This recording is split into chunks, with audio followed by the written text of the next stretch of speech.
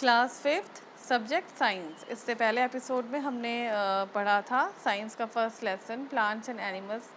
तो हमने ये पढ़ा इसमें कि प्लांट्स और एनिमल्स के बीच में क्या क्या कुछ सिमिलैरिटीज़ हैं, कुछ डिफरेंस हैं।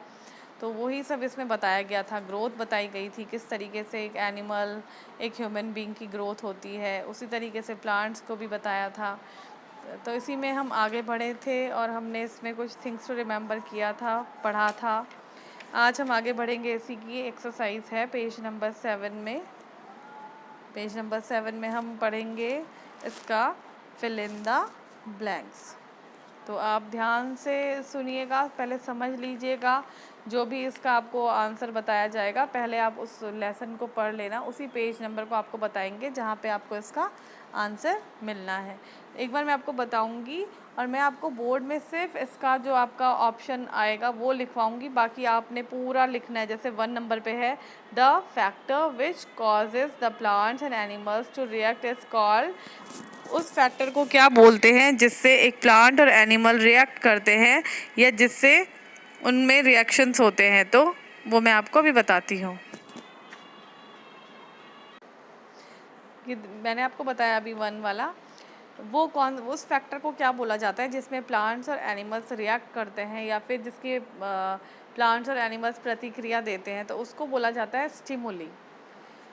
2 पे देख लीजिए the plant dash shows response to touch. आपको पता ही होगा, बहुत पहले आपने पढ़ा भी था पहली क्लासेस में कि कुछ प्लांट्स होते हैं जो मतलब रिस्पॉन्स करते हैं, जब हम उन्हें टच करते हैं तो वो कुछ रिस्पॉन्स देते हैं। तो वो कौन सा प्लांट है? वो होता है टच मी नॉट। 3rd वाला है growth in living things is. आपको पता, मैंने आपको पढ़ाया भी था लेसन कि जो हम लोग होते हैं, लिविंग थिंग्स होते हैं, हमारी ग्रोथ क्या है? हम लोगों की ग्रोथ ऐसी है कि जब हम एक बार बेबी होते हैं फिर हम थोड़े बड़े हो जाते हैं, तो अगर हम चाहें कि हमसे फिर से दोबारा से बेबी के रूप में आ जाएं तो ऐसा नहीं हो सकता। तो इसका मतलब है growth in living things is, उसे बोलते हैं इरिवर्सिबल। इरिवर्सिबल मतलब दोबारा से उस वाली स्टेज में जाना जो हम पहले थे, तो वो कहलाता है इरिवर्सिबल। 4 पे देख लीजिए the formation of a lost part in star fish is called. किसी भी, चाहे वो प्लांट हो एनिमल हो, उसमें जो फॉर्मेशन होती है या फिर वो जो क्रिया होती है जिसमें कि किसी पार्ट अगर टूट जाता है दोबारा से नया पार्ट बनना, तो उसको क्या कहा जाता है? जो स्टार फिश में अगर उसका कोई पार्ट टूट जाता है और दोबारा से वो बनता है तो उसको क्या कहते हैं? तो उसको कहते हैं रीजनरेशन। रीजनरेशन मतलब दोबारा से वापस उस वाली फॉर्म में आ जाना। 5 में है आपका human beings respond to stimuli. जो हम लोग ह्यूमन बींग्स हैं, इंसान जितने भी होते हैं, वो स्टिमुली की तरफ रिस्पॉन्स करते हैं देन अ प्लांट। एक प्लांट के तुलना करें अगर एक ह्यूमन बींग से, तो ह्यूमन बींग्स जो स्टिमुली की तरफ प्रतिक्रिया देते हैं या रिस्पॉन्ड करते हैं, तो वो कैसा होता है? वो होता है फास्टर। मतलब हम लोग फास्टर रिएक्ट करते हैं स्टिमुली की तरफ। तो एक बार इसको आप बोर्ड पे समझ लीजिए, फिर मैं आपको कुछ डिटेल में इसमें बताना चाहूँगी। ये देख लीजिए एक बार आप फिल इन द ब्लैंक्स। मैंने इसको डिटेल में पूरा नहीं लिखा है, आपने पूरा लिखना है। आप भी इस तरीके से मत करिएगा, आपने पूरी लाइन उतारनी है, उसके बाद उसका आंसर आपने लिखना है। तो जो हमारा फर्स्ट वाला इसमें लाइन थी the factor which causes the plants and animals to react is called, मैंने पहले भी बताया था आपको, फर्स्ट में आएगा आपका स्टिमुली। और अगर आपने इसको डिटेल में पढ़ना है तो आप इसे इस वाले 1 वाले लाइन को आप पेज नंबर 4 में भी पढ़ के एक बार अपने आप से समझ सकते हैं और रीडिंग कर सकते हैं। इसी तरीके से आगे बढ़ते हैं 2 पे the plant shows the plant dash shows response to touch. वो कौन से प्लांट होते हैं जो टच करने पे रिस्पॉन्स करते हैं? तो वो होते हैं टच मी नॉट। इसको भी आप डिटेल स्टडी करेंगे पेज नंबर 5 में, आपको इसके डिटेल में मिल जाएगा पेज नंबर 5 में। 3rd है आपका growth in living things is. जो ग्रोथ होती है लिविंग थिंग्स में वो होती है इरिवर्सिबल। इरिवर्सिबल दोबारा से पुरानी पोजीशन में जाना। तो इसको आप अगर ढूंढेंगे तो पेज नंबर 3 में आप इसके बारे में पढ़िएगा। 4 नंबर है आपका the formation of a lost part in star fish is called. Star fish में लॉस्ट पार्ट का दोबारा से बनना क्या कहलाता है? वो कहलाता है रीजनरेशन। इसको भी आप ढूंढेंगे पेज नंबर 3 में, अच्छे से पढ़िएगा इसको एक बार। फिर है आपका human beings respond to stimuli dash than a plant. Human beings respond करते हैं स्टिमुली की तरफ फास्टर रिस्पॉन्ड करते हैं।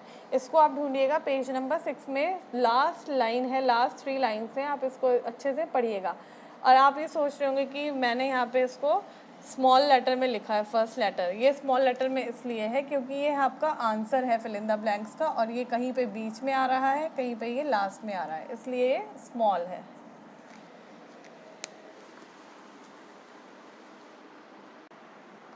इसी में अब आप नीचे देख लीजिए, पेज नंबर 7 में ही है, लेकिन अभी हमने किया था second fill in the blanks. अब हम सीधे नीचे जाएंगे फोर्थ वाले पे, state whether the following statements are true और फॉल्स। अब हम करेंगे सही और गलत, ट्रू और फॉल्स। पहला वाला सुन लीजिए, मैं आपको सिर्फ बताऊंगी क्या सही है क्या गलत है, आपने पूरा उतार के उसके आगे से ब्रैकेट के अंदर लिखना है ट्रू और फॉल्स। तो देख लीजिए, plants can grow new body parts. आपसे बोला जा रहा है कि प्लांट्स जो होते हैं वो न्यू बॉडी पार्ट्स बना देते हैं, बना सकते हैं, उनमें नए बॉडी पार्ट्स आ जाते हैं। जैसे पत्ती टूट जाती है तो नई पत्तियां आती हैं या नहीं आती हैं, तो उनमें नई पत्तियां आ सकती हैं। तो ये आपका पहला वाला ट्रू है। नीचे बढ़ते हैं, second, animals respond to stimuli but plants can not. बोला जा रहा है कि जो एनिमल्स होते हैं वो स्टिमुली की तरफ रिएक्ट करते हैं, रिस्पॉन्ड करते हैं, लेकिन प्लांट्स नहीं करते हैं।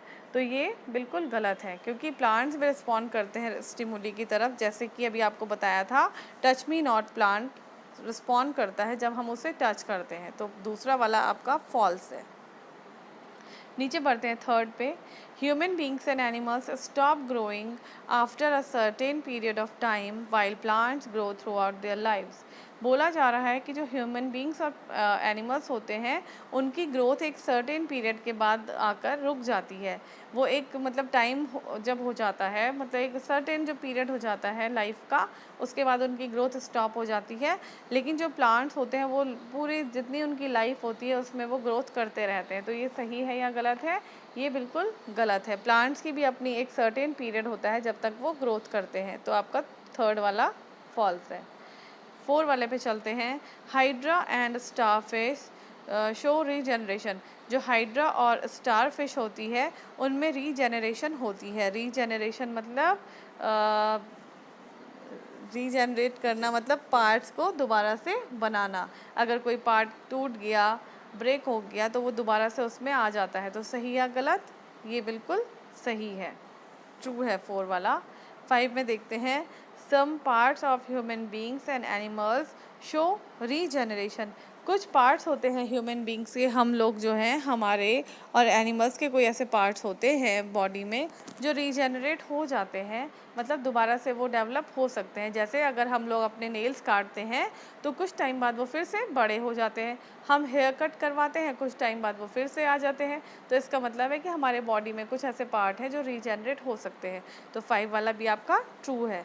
तो अभी जो मैंने आपको पेज नंबर 7 का second fill in the blanks और इसी में ही फोर्थ वाला जो आपको ट्रू और फॉल्स करवाया, आपने ये दोनों अपनी कॉपी में अच्छे से करना है।